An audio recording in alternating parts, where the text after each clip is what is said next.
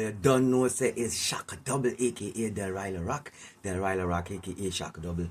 Watch out. You see how to get on my big man thing today.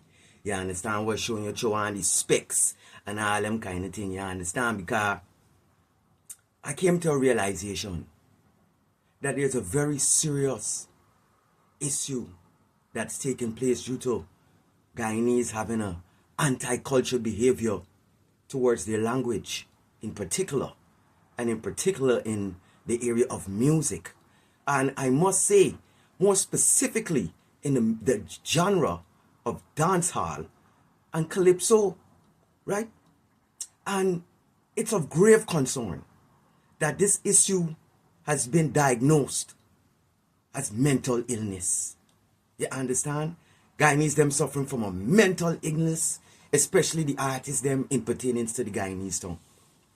I don't know if it's from the farbs and sheddy time that lead up to certain malnutrition and understanding of oneself, but I would beg to differ, because I know that man put a lot of energy behind being proud of being Guyanese. In particular, you can't let out the language. You understand what I'm showing you? Now, there's one thing I want to put under this microscope. Since we're going to deal with it intellectually, I got another time I'll deal with it another way. But right now, here's what. There's a show. I might put the links down there, so called Drink Champs.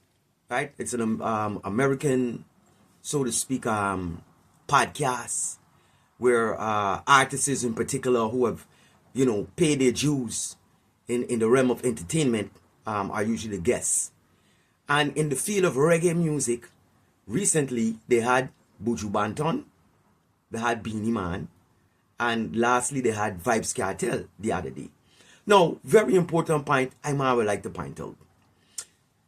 Just how the way I am even speaking for a little bit right now. Me and Garland to the brawling, the Guyanese thing, because guess what?